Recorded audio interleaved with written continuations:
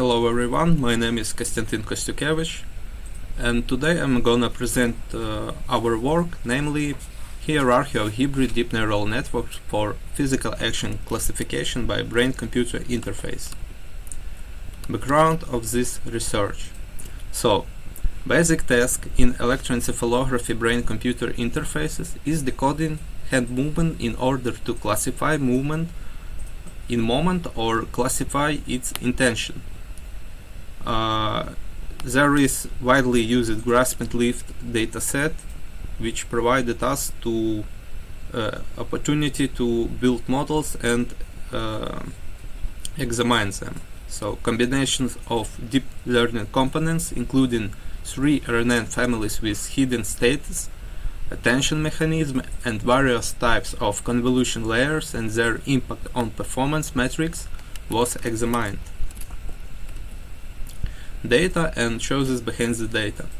So widely used grasp and lift dataset was used here, and it contains information about brain activity of 12% measured by sampling rate at 500 Hz in 32 channels of the recorded EEG signals. It contains data from the observed persons who sequentially performed 6 types of physical activities: hand start, first digit touch, boss start load phase, lift off, replace, and boss release.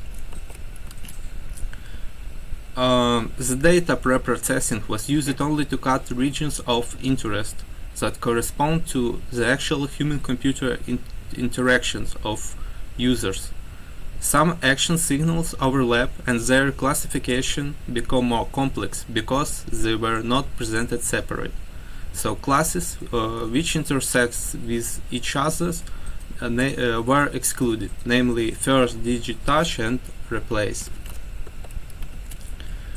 Mainly, we compare 3 recurrent neural network variants: classical recurrent neural network, long short-term memory, LSTM, and gated recurrent unit, GRU. We combine them with hidden states at RNN layer, attention after RNN layers with hidden states, one-dimensional convolutional layers, two-dimensional convolutional layers, and versions where these convolutions layers were wrapped by time-distributed layer.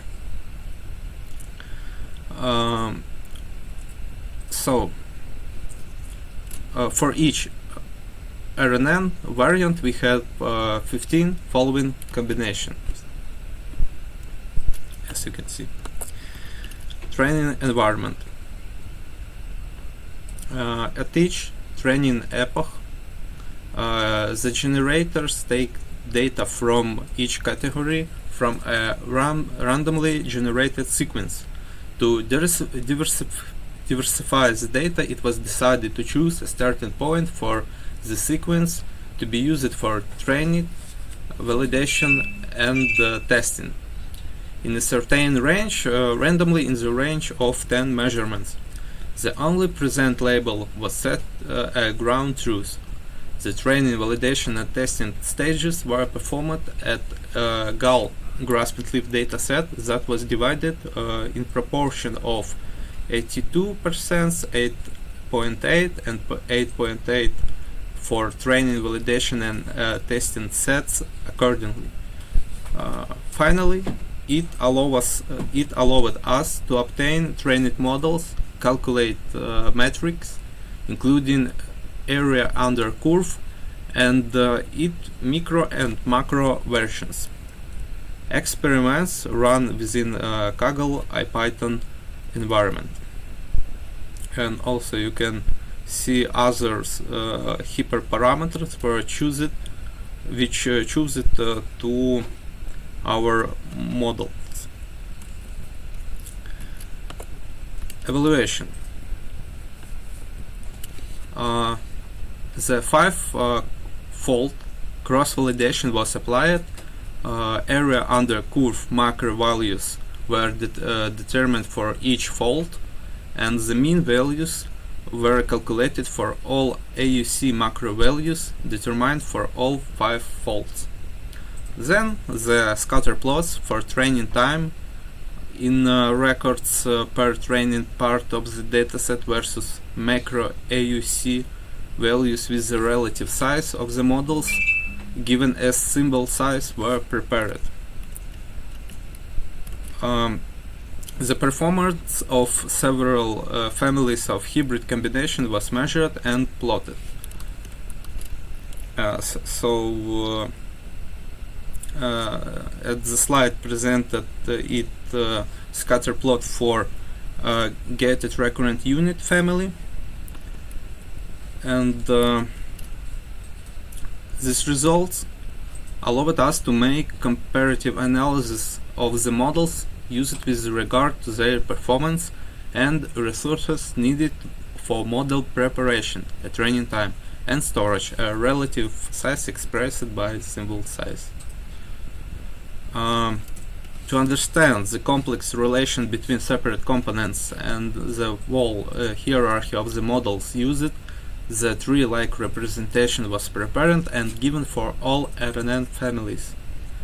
The nodes in the tree-like plots denote the models created with the labels containing information about specific details about the components applied.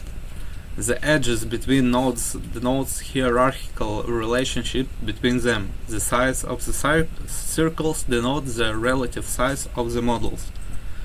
The results demonstrated on the tree-like plots allowed us to build hierarchy of the models and find some relationships between models that can lead to increase or decrease of the performance.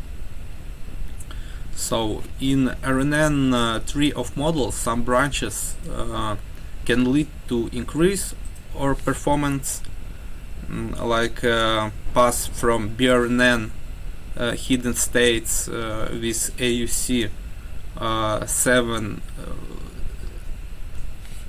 with AUC 0.743. Then it was wrapped by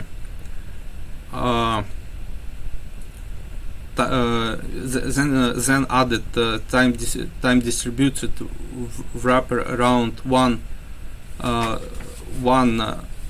two-dimensional convolutional layer that lead to increase of AUC to 0.809.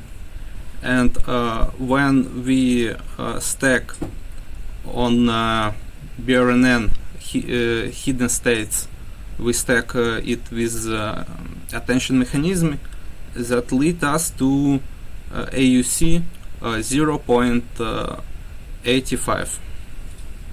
But also it possible to decrease performance by adding some components, like in a variant where BRNN hidden status with AUC 0.743, we add time distributed convolution to the two-dimensional convolutional layers, and then instead of attention mechanism we decide to stack on top of BRNN with hidden states another time distributed two-dimensional convolutional layer, and that's lead us to decrease of AUC to 0.5. Yes. So discussion and further research. The attention in general, the attention mechanism after RNN layer with hidden states in all RNN variants increase macro AUC from 34% to 2% and slightly decrease training time. But using RNN layer with hidden states as input for last fully connected layers always give worse results. Using convolution layers as first layers can significantly decrease training time with preserving macro AUC. But using convolutional layers after RNN layers with the hidden states and hidden states and attention, just decrease number of parameters without boosting macro AUCs and training time. The work was supported by Knowledge at the Tips of Your Fingers, Clinical Knowledge for Humanity. That's all. Thank you for attention.